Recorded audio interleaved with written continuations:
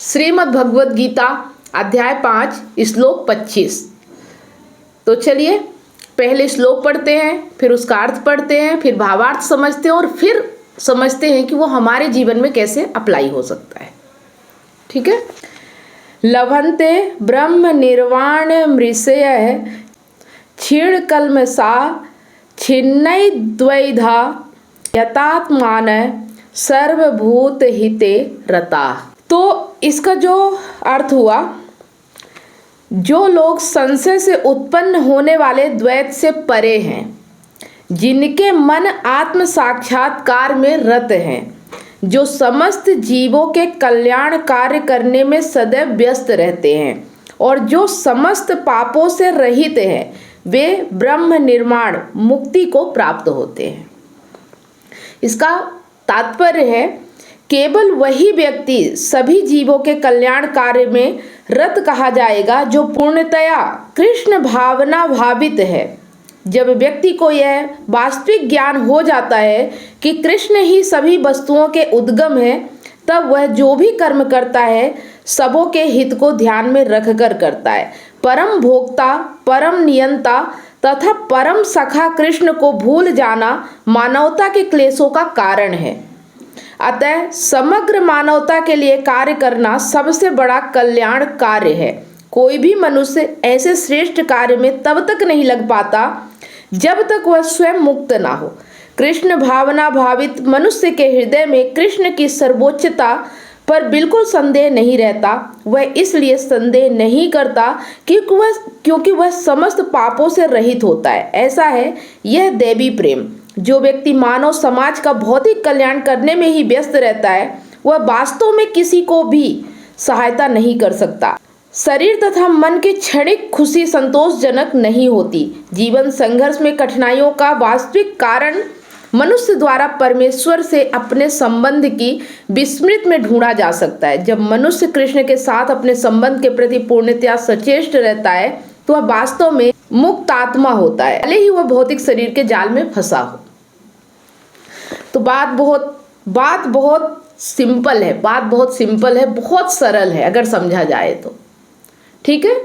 यहाँ पे कृष्ण अर्जुन को समझा रहे हैं। देखो, कृष्ण अर्जुन को समझा रहे हैं, मतलब युद्ध सामने है, लेकिन अर्जुन या तो सन्यासी बनने की बात कर रहे हैं, या तो उनके साथ युद्ध ना करने की बात कर रहे हैं, या तो फिर बात कर रहे हैं कि समाज क्या कहेगा, पाप लगेगा। बहुत सारी बातें कर रहे हैं। करना युद्ध है, लेकिन बहुत सारी बातें कर रहे हैं। तो एक तरह से जो हमें कहानी बताई गई है महाभारत की, कि कृष्ण और अर्जुन का संवाद है, लेकिन अगर हम समझे तो ये अहम और आत्मा का संवाद है। ठीक है। हमारे दो मन होते हैं, एक मन जो सत्य है और एक मन जो छल है, झूठ है, जो अपने आप को सत्य समझता है नहीं। वो मन हमारे ऊपर हावी होता है। क्यों हावी होता है? क्योंकि उसका जन्म ही झूठ है। मतलब वो जन्म जब हो जाता है ना, वो अपने आप को सच समझने लगता है कि मेरा जन्म हुआ है, जबकि शरीर आया है, वो नहीं आया है, लेकिन वो समझता है मैं आया हूँ। ये जो अहम आ जाता है कि मेरा जन्म हुआ है। फिर वो अपने आप को बड़ा बनाने के लिए, जो सही मैं है, जो असली मैं है, समझ रहे हो, जो असली मैं है, वो बनने के लिए वो फिर संसार की ओर भागता है, क्योंकि वो अधूरा है, अपूर्ण है। असली में पूर्ण है, वो अपूर्ण है, असली में पूर्ण है। लेकिन वो अपने आप को बताता है कि मैं पूर्ण हो सकता हूँ, क्योंकि मैं सत्य हूँ। ठीक है। भ्रम को सत्य बता रहा है और अपने आप को साबित करने के लिए वो पूर्णता की ओर भागता है कि मैं पूर्ण हो जाऊंगा।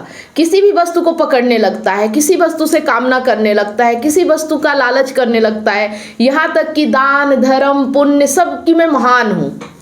लेकिन जब तक वो अपने आप को नहीं जानता कि वो कौन है, नहीं समझता, तब तक उसका हर कर्म उसे खुशी नहीं दे सकता, उसे मुक्ति नहीं दे सकता। तो उसकी मुक्ति सिर्फ एक चीज में है, ये जानने में कि वो कौन है। अगर वो जान ले कि मैं भ्रम हूं, मैं झूठ हूं, अगर वो सत्य में स्थापित हो जाए, कृष्ण में विश्वास रखे, तो फिर वो जो भी कर्म करे वो सब सही है, क्योंकि अब वो पूर्ण है, अब वो अपूर्ण नहीं है। फिर वो अपने लिए कर्म नहीं करेगा, फिर वो समाज कल्याण में कर्म करेगा, लोगों के लिए कर्म करेगा। मतलब बिना ज्ञान के, बिना अपने आप को जाने तुम लोगों की मदद में लगे हुए हो तो और अपना नुकसान कर रहे हो। किसी का भलाई नहीं होगी, साथ में तुम्हारा भी नुकसान हो रहा है। पर हम अपने आप को ये बताने में लगे रहते हैं कि हम बहुत महान काम कर रहे हैं। तो महान काम तब तक नहीं हो सकता जब तक तुम कृष्ण के साथ नहीं हो। कृष्ण का मतलब आत्मस्थ नहीं हो, आत्मा के साथ नहीं हो, सत्य के साथ नहीं हो, अपने अंतरात्मा की आवाज के साथ नहीं हो। हर किसी की एक अंतरात्मा की आवाज होती है, पहले वही आवाज आती है, लेकिन ये जो झूठा मैं है ये उसको ढकने की कोशिश करता है ना? समझ रहे हो? पहले आवाज आती है कि मुझे ये काम करना है, ठीक है, ऐसे ही करना है, चाहे इसके लिए मुझे कुछ भी करना पड़े। सत्य की आवाज ये है कि चाहे फिर मुझे मिटना पड़े, चाहे कुछ भी करना पड़े, यही सही है, मैं यही करूँगा। लेकिन ये भ्रम आके कहता है कि फिर क्या होगा, भविष्य क्या होगा, अगर ऐसा कर दिया तो नुकसान हो जाएगा, ये लाभ नहीं मिलेगा, ये हानि हो जाएगी, समाज से सम्मान नहीं मिलेगा, लोग हमें क्या कहेंगे, हंसेंगे, पाप लगेगा, पुण्य नहीं मिलेगा। तो ये सब करके वो मैं उस चीज को ढक लेता है, सत्य को ढक देता है, ठीक है, और वो फिर झूठ के रास्ते चल पड़ता है। और जब वो झूठ के रास्ते चल पड़ता है तो वो सत्य से और दूर चला जाता है, और जितना वो दूर चला जाता है, जितना वो दूर जाता है, उतना ही वो असंतुष्ट रहता है, उतना ही दुखी रहता है। क्षणिक सुख मिल जाता है थोड़ा बहुत भागने में, लेकिन वो सिर्फ क्षणिक होता है। वो जिस सुख की तलाश में है, जिस आनंद की तलाश में है, वो उसे प्राप्त नहीं होता। वो उसे तभी मिल सकता है जब वो अपना अस्तित्व जान जाए कि वो कौन है। सिर्फ एक ही तरीका है, अपने आप को जानो, अपने आप को समझो, और अपने भीतर की आवाज को भीतर अंतरात्मा की आवाज पे काम करो, उसके साथ रहो। न तुम्हारा नुकसान होगा, न तुम्हें फायदा होगा, न तुम्हारा बुरा होगा, न तुम्हें पाप लगेगा, न तुम्हें पुण्य मिलेगा।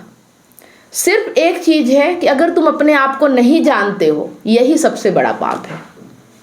तुम कितने भी अच्छे अच्छे काम कर लो, तुम कितना भी दुनिया में भाग लो, लेकिन अगर तुम अपने आप को नहीं जानते हो तो वो सब व्यर्थ जाएगा, वो किसी काम नहीं आएगा। पूरी जिंदगी भागोगे, फिर भी तुम असलियत जो हो वो नहीं पहचान पाओगे। अपने असली अस्तित्व को ना पहचानना ही बंधन है, और इसे पहचान लेना, जान लेना ही मुक्त आत्मा। ये जान लो कि ये प्रकृति है और ये प्रकृति का खेल है, मैं इसमें नहीं फंसता। मैं मुक्त आत्मा हूँ, मैं पूर्ण हूँ, मैं अमर हूँ, न मेरा जन्म होता न मेरी मृत्यु होती। ये चक्र प्रकृति का चल रहा है, जिसमें ये भ्रम उत्पन्न हो गया है, पैदा हो गया है कि मैं जैसा कुछ है। समझ रहे? सब कुछ अपने आप है, और अपने भीतर की आवाज सुनो, अपने सत्य के साथ रहो, कृष्ण के साथ रहो, सब कुछ सही है। जो भी करोगे सब कल्याणकारी है। लेकिन अगर कृष्ण को भूल गए, सत्य से दूर चले गए, उसके बाद तुम कुछ भी करोगे, हर चीज अमंगलकारी है, तुम्हारे लिए हर चीज नुकसानदायक है, साथ में दूसरों के लिए भी, तुम्हारे लिए भी। मतलब बिना सत्य को जाने, बिना ज्ञान को समझे ना तो भलाई की जा सकती, ना ही किसी का भला किया जा सकता, ना किसी की मदद की जा सकती। ये सब फिर एक तरह से तुम्हारे ही दुख का कारण है, और इसीलिए इंसान इतना परेशान है। तो अगर आम भाषा में समझे, अहम आत्मा सबके समझ में नहीं आता है, तो सिर्फ इतना ही समझना है कि जो भी तुम्हारी औकात है, जितनी तुम्हारी हिम्मत है, जो तुम्हारे पास है, उसमें जीना सीखो। जो तुम कर सकते हो वो करो, जो तुम नहीं कर सकते उसके बारे में सोचो मत, कल्पनाएं मत करो, भागो मत किसी चीज के लिए। जो मिल रहा है पर्याप्त है, उसमें आनंद लो। और तुम अगर आनंद में रहोगे, तुम अगर खुश रहोगे, तो तुम्हारे शरीर, तुम्हारा माइंड, तुम्हारा बुद्धि, हर चीज़ सही दिशा में काम करेंगे।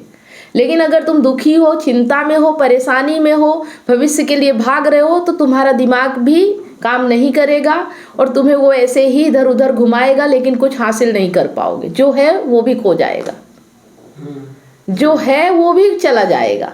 मिलेगा तो कुछ नहीं, लेकिन जो है और जो तुम अभी उसका आनंद ले सकते थे वो भी हाथ से चला जाएगा। ठीक है? तो एक आम इंसान के लिए यही है कि न लालच, न डर, न मोह, न माया, न किसी वस्तु के पाने की कामना कि कुछ मिल जाएगा तो आनंद आ जाएगा, क्योंकि हर व्यक्ति चाहता तो मुक्ति ही है, आनंद ही है। किसी से भी पूछो कि तुम पूजा क्यों करते हो, तो कहेगा कि आनंद पाने के लिए, मुक्ति पाने के लिए। लेकिन एक चीज़ और है कि जो आम संसारी व्यक्ति होता है वो भक्ति क्यों करता है? वो संसार की वस्तुओं को पाने के लिए। हमेशा वो भगवान से जाके यही मांगेगा, भगवान मेरी अच्छी नौकरी करवा देना, भगवान मेरी शादी अच्छी करवा देना, भगवान मुझे परीक्षा में पास करवा देना, भगवान मेरे घर गाड़ी आ जाए। मतलब वो कल्पनाओं में जीता है और उसमें भगवान के आगे हाथ जोड़ता है कि कहीं से उत्पन्न हो जाएगा, कहीं से प्रकट हो जाएगा। अगर होता तो वो भगवान के आगे हाथ जोड़ने थोड़ी जाता, खरीद लाता। मतलब है नहीं, लेकिन कामना है कि मिल जाए, और दिन भर भगवान के आगे हाथ जोड़ के बैठा। तो अगर कामना से तुम भक्ति भी करोगे ना, तो वो भी विफल जाएगी। है ना?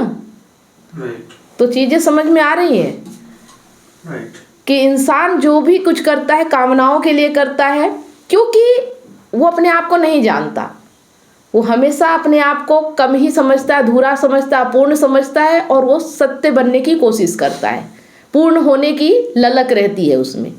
लेकिन जिस दिन वो जान जाता है कि मैं पूर्ण हूँ, मेरे पास सब कुछ है, जो है पर्याप्त है, तो फिर वो मस्त आनंद में रहता है। और जो भी होता है तो बस एक अनुभूति है कि वो है तो हो रहा है, जितना उसके पास है उतना ही वो करता है फिर।